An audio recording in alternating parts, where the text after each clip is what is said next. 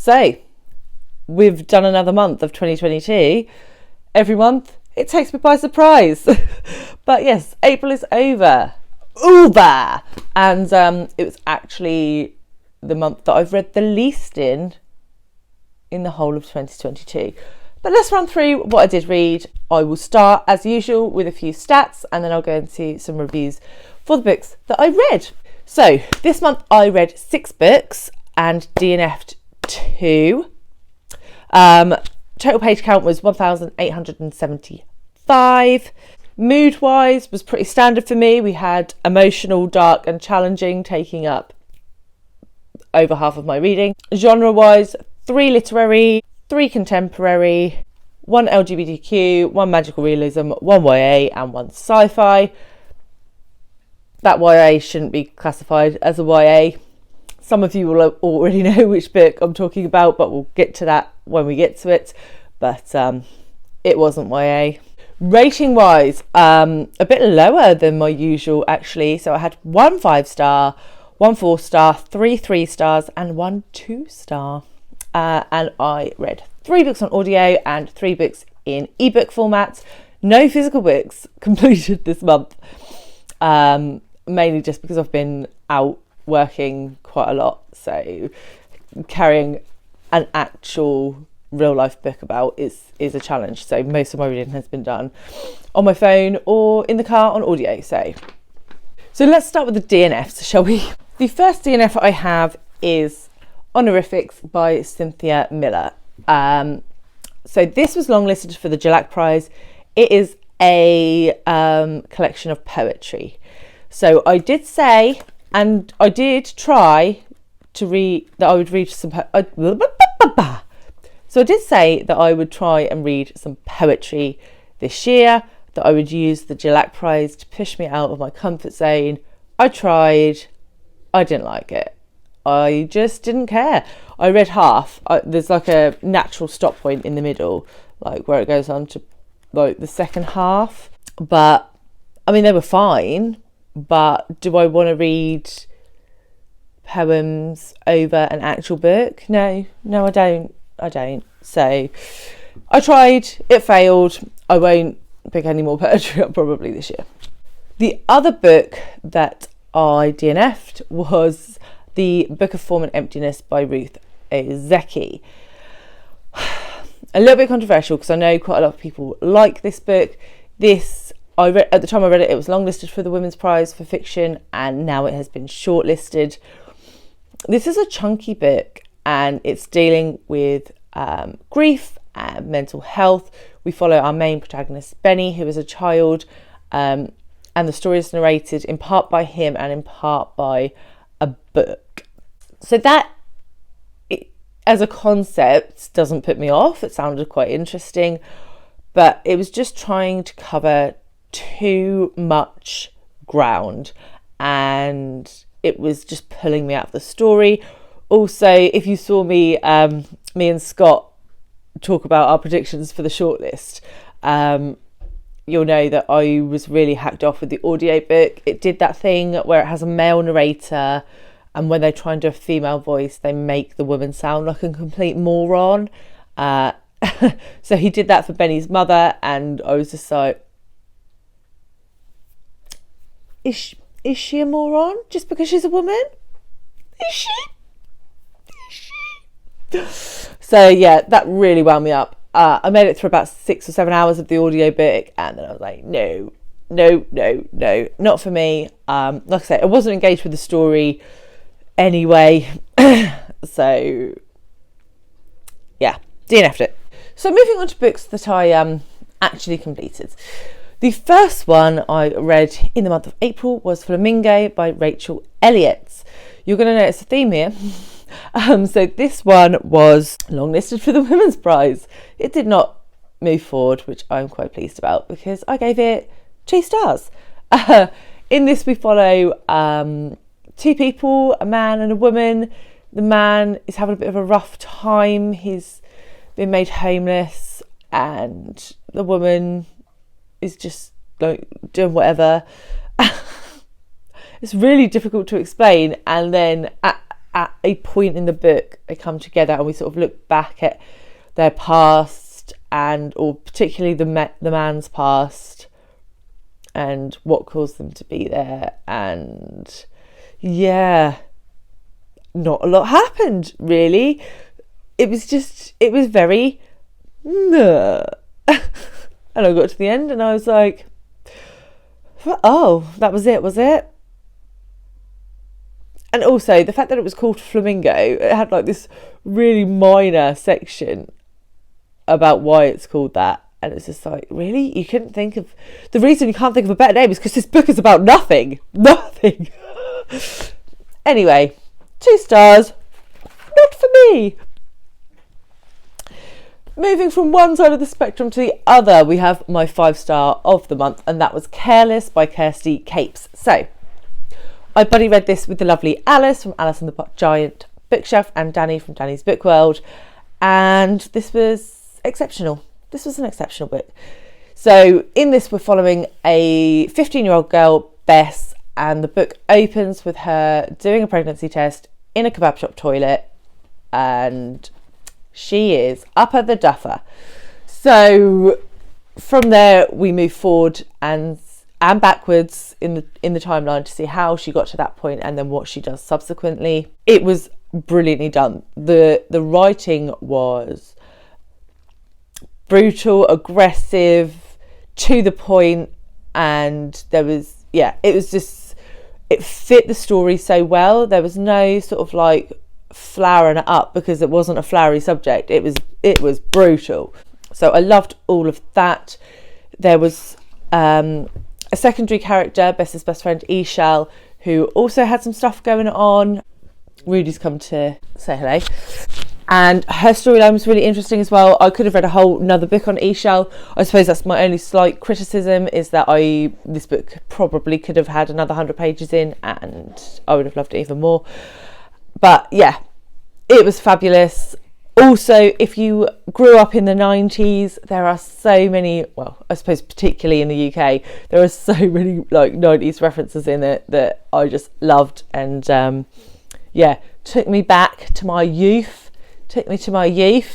And I literally can't say any more good things about it. I'm devastated that it didn't make the shortlist, especially as the Ruth Ozeki did, which I DNF'd.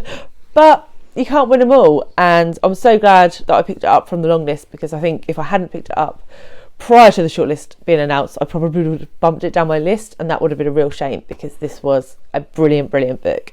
Highly recommend. Next up, I have another book that I buddy read, and that is Do Androids Dream of Electric Sheep by Philip K. Dick. And I read this with a fabulous group. There was Sandy from Miss Reads a Lot, Fraser from Fraser Simon's Springboard Thoughts. Fraser, can you shorten your channel name, because it always puts me in a tongue tie? And Sarah from Freshly Read Books. And we had a whale of a time discussing this. For quite a short novel, there was a lot to unpick, and we did spend a few messages going, do you know what's happening? Do you understand what's happening? And I loved it. And Fraser was fantastic in that group as well, because he gets like right under the skin of a book, and it's brilliant. So what is this book about? Sorry, Rudy's trying to eat my scarf. This book is sci-fi cyberpunk. So is it cyberpunk? We're going to call it that. In a futuristic world where it's pretty much gone to shit, and we follow our main protagonist, who is a bounty hunter who takes out androids. And there's this whole question around empathy, and what is empathy, and what makes a human, and animals. So you find out early on that he owns an electric sheep because his real sheep died. And there's this whole narrative about the animal stuff going through, which was quite interesting to follow. This had so much potential. The first half was really engaging, and you were really the whole time like, oh, that's interesting. I wonder what's going to happen. I don't know who's who. What is this? Is this real, or are we being lied to? And then we get to the end. The great, builds and builds and builds to its climax, and then you get to the end, and you're like, oh, that was it. Was it? Okay. So yeah, 3 stars. Shame because it could have been a 4-star, but c'est la vie. The next book I read was Creatures of Passage by Morowa Yejide. This is another magical realism book, again longlisted for the Women's Prize, and this is quite a difficult one to summarise, really. We have a woman who is a twin, and her twin died, and you find that out right at the beginning, and she has some sort of magical powers, and her niece has some sort of magical powers, and they and something is going on with the grandson. So I really am struggling to describe this book without spoilers. So it's set in sort of like almost a dystopian, I think it's Washington. This woman drives around in a car with a dead body in the boot, but the dead body is like a ghost that's like knocking on the boot. The niece character can sort of has these premonitions of when people are going to die. Yeah, it was quite strange. It's sort of the last quarter of it all sort of came together, and I think this is one I was talking to Camilla at Hasty Books about it in the comments of another video a while back, and she said she reread it and then really loved it, and I think it is a book that you would get a lot more from on a reread, because now I understand where the main narrative is going. All these little bits that feed in would make a lot more sense. However, I'm not sure I loved it enough to reread it, so it was fine. The ending was good, but it just didn't, there was something about it that didn't work for me. It was just too convoluted in the way that it was structured. So 3 stars. In summary, 3 stars. Next up, we have a book that I gave 4 stars. I really, really enjoyed it, and that is The Bread the Devil Knead by Lisa Allen-Agostini. In this, we're following a woman, Alethea, who is in a abusive relationship, but she goes to work and she hides all of this, and we sort of uncover her past and like the legacy of trauma and things like that. And I thought it was fabulously done. It's told in dialect, so it's set in Trinidad, and it sort of switches the past, the sort of flashbacks to the past are told in standard English grammar, but the bits where Alethea is narrating the story is told in dialect, and it added so much for me. Similarly to The Girl with the Louding Voice by Abidare, who did a similar thing using dialect, it just added so much richness to it, and it made you really feel like you were there.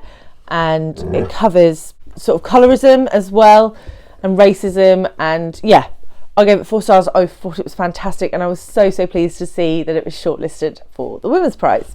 The final book I read was another buddy read, again with Alice from Alice and the Giant Bookshelf. We're fully engaged in the Women's Prize this year. We're like, quick, let's read them all.